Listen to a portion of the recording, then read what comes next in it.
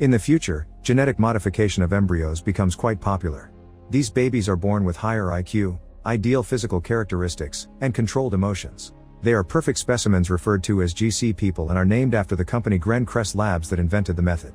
When space exploration becomes indispensable to find a solution to climate change, these GC people are sent into deep space as astronauts. Aboard the starship Teleos, a crew of GC astronauts led by Commander Lyndon wake up from their cryosleep when they make it to Saturn. Their objective is to find out what happened to Atramitos, a mining vessel that has been drifting off Saturn's moon Titan. When they find it, they discover Atramitos' hull is going to rupture, and since it's so much bigger than Teleos, they have to use all their kill thrusters simultaneously to align both ships. The docking is a success, but when Zimmer and Anderson try to celebrate with a fist bump, Dr. Orson scolds them for touching, which confuses the GC biosigns. Afterward, they communicate with GC Labs CEO Nordum to inform him that they've accessed Atramitos' system and their last transmission was 3 months ago, and now nobody is answering either, thus they assume the entire crew is dead. They don't see the point of a rescue mission, so Nordum explains they need to recover the cargo. It took 2 years to mine this carbon-fixing catalyst, which will repair Earth's atmosphere. Then Duncan gets access to Atramitos' logs, where the captain explains they're finally ready to go after a bunch of delays, they just need to wait for the crew quarantine to end. On a different log, the captain comments the situation is getting worse by the hour and that a violent mutiny is highly probable.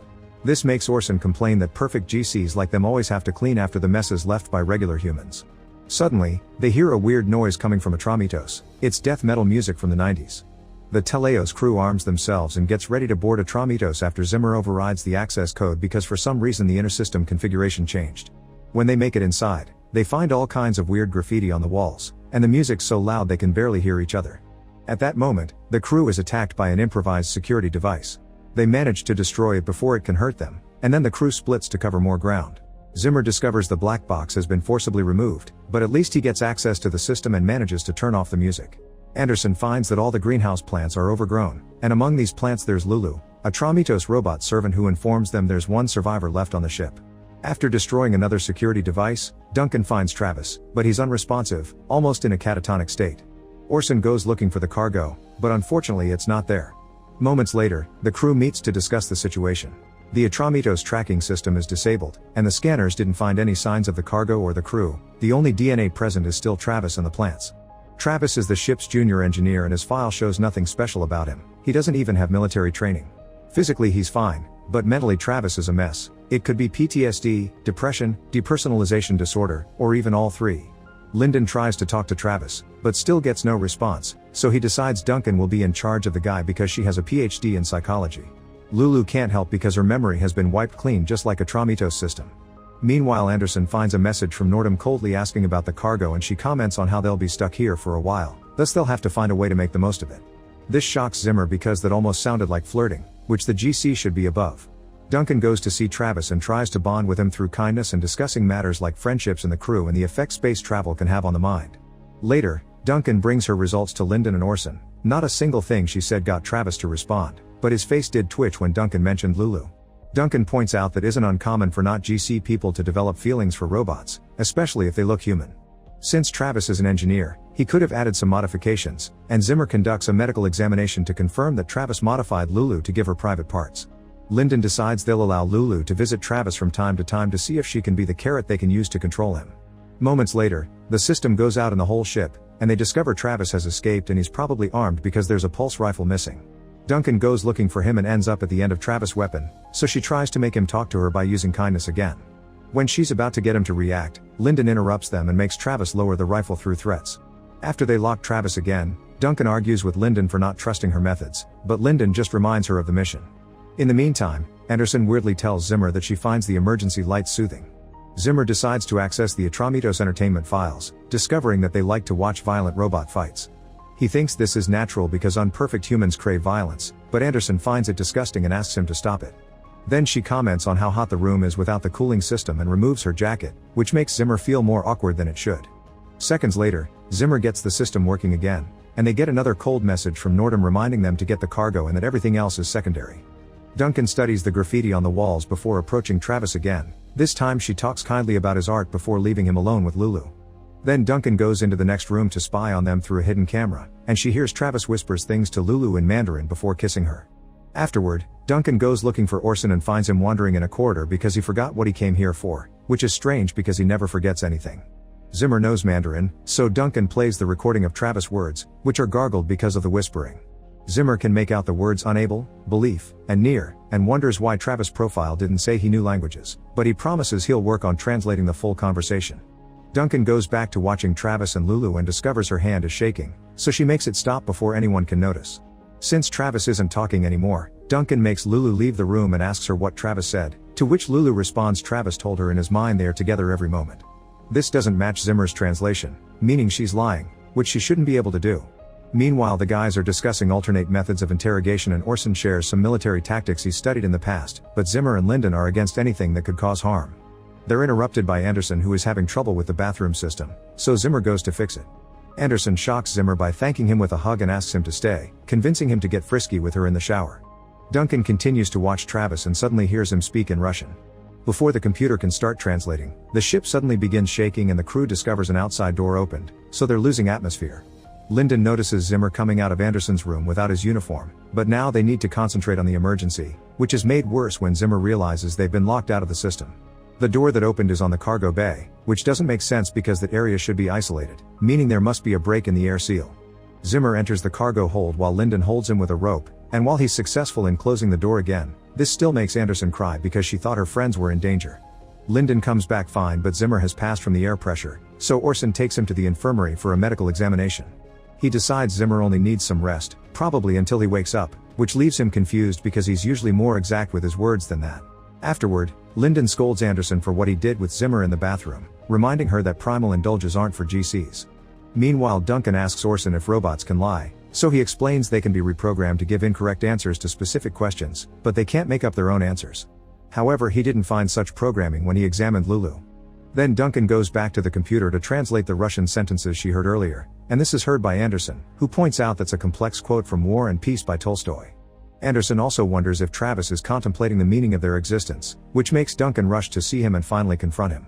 After electrocuting him, she explains she thinks Travis is only pretending to be psychologically traumatized, which makes Travis answer in French, which Duncan can understand.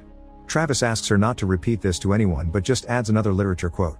Back to Anderson, she manages to get the communication system in the Atramitos working, but she sees the same message she saw before. Nordum hasn't been live, it's a recording that keeps arriving as a new message every 2 hours. Lyndon asks her to send new encrypted messages out to Earth until they get an answer, and this makes Anderson cry, so Lyndon yells at her for being emotional. At that moment, a newly woken Zimmer comes to see them, and Anderson runs to hug him, causing Lyndon to yell at them again. He thinks that if Zimmer hadn't been with Anderson, he could have seen the error in the cargo bay before it almost got them killed. Lyndon orders Anderson to go see Orson to check why she's being emotional, then he shares with Zimmer what he's found in the logs. The first year of logging was thorough with its information, but the second year became more sparse until it nearly ceased about 3 months ago, as if the information has been purposely censored. Instead of commenting on that, Zimmer wonders when Lyndon became such a twat. Orson examines Anderson, but he doesn't find any signs that there's something wrong with her. Anderson wonders if Orson feels different too, but he doesn't want to admit it. Duncan researches Travis' latest quote, which turns out to be Molière. This makes her check the graffiti under ultraviolet light, allowing her to discover a hidden message that then makes her check the logs. When Lyndon comes to check on her progress, Duncan explains Atramitos was never in real danger, and it was purposely put close to Titan's atmosphere shortly before they arrived by Travis. A recording reveals there was a dispute about the cargo that led to war in factions, making Duncan believe the cargo isn't what Nordum told them. Next, Duncan shows Lyndon the hidden message she found in the graffiti. It's a chemical formula depicting a water-based liquid compound reacting with a foreign substance. The other drawing depicts water, and Duncan remembers that when Travis tried to escape, he wasn't aiming at her, he had been aiming at the panel of the main water filtration system. The cargo bay door was where the cargo got jettisoned from, making Duncan think that the cargo was this compound that reacts badly to water and can be harmful to humans. Lyndon thinks all this is circumstantial evidence and orders Duncan to get a confession. Duncan goes to demand an explanation from Travis, who quotes Tolstoy again and implies the compound would destroy not GC people before he starts laughing, making Duncan leave in frustration while her hand shakes. Zimmer finds her in the corridor and asks about the hand, but he quickly forgets what he came here for. In the meantime, Zimmer informs Lyndon that if the cargo had been released, then it would have pulled into Titan's atmosphere and it would have survived the landing, thanks to the special box it was in. However, without more information, looking for it would be like hunting for a single grain of sand. Later, Lyndon authorizes a more extreme method of interrogation to get Travis to talk. Duncan asks Travis to confess where the cargo is or Orson will hurt Lulu, and at first Travis doesn't react, he only watches how Orson gets the robot's arm. But when Orson's about to go for the head, Travis finally snaps and gives them the codes to track the cargo box. He also accepts to explain everything related to the compound, but only if they allow him to repair Lulu. In the communication room, Zimmer tries to get affectionate with Anderson, who pushes him away for the sake of the mission. Zimmer doesn't care about the mission anymore because he's tired of not having the power of choice and confesses he can't concentrate on his job because he keeps thinking about her. When she's called beautiful, Anderson cries and kisses Zimmer. When Lyndon discovers the couple is getting frisky again, he pulls them apart and tries to start a fight, but Orson stops them when he brings the info they got from Travis. Using the code, they manage to find the cargo, although they can't get a visual. Lyndon decides he and Zimmer will go down on a pod to recover the cargo. In the meantime, Duncan brings Travis repair tools to get him to talk. He explains he was the one to jettison the bodies and the cargo, and who erased Lulu's and the ship's memories, but he wasn't able to end things for himself. Since he couldn't forget all the terrible things, he decided to embrace the craziness so he could the story on his own terms because nuance couldn't be explained on a captain's log. After the crew had successfully mined the compound from Titan, one microscopic bit on someone's glove got through quarantine and into the water supply, making all their water lethal. They sent a message to Earth to warn them the compound wasn't safe, but Nordum only told them the ship came with a special water filtering system made by his company that could deal with the compound, meaning they always knew what it could do. The crew got divided into two teams, but those who didn't want to bring the compound back to Earth were killed by those who wanted to obey Nordum. Travis survived by staying away from the conflict, and the winning team got killed one by one from the shadows. GC Labs wants the compound to kill regular humans and use their blood to fix GC people. After Duncan leaves to tell the others, Travis begins repairing Lulu. Meanwhile, Anderson finds a message from Nordum, saying this will be his last. Nordum knows that the crew is probably feeling the symptoms of unwanted emotions by now and explains that the DNA of every GC person has a tracking code that was supposed to be inert, but it's mutating and causing irreversible neurological problems. The Earth is burning and regular humans are being hunted just like Travis said, and the crew only has a few hours before they'll go completely mad. Orson, Anderson, and Duncan get together to discuss the issue, and Orson points out Travis' blood could fix them all. This would also kill him, thus Duncan decides they'll wait for Zimmer and Lyndon to return before doing anything. Moments later, Duncan finds Orson trying to sneak from his office with the tools for blood extraction, so she has no choice but to stay next to him with her rifle out until their friends come back.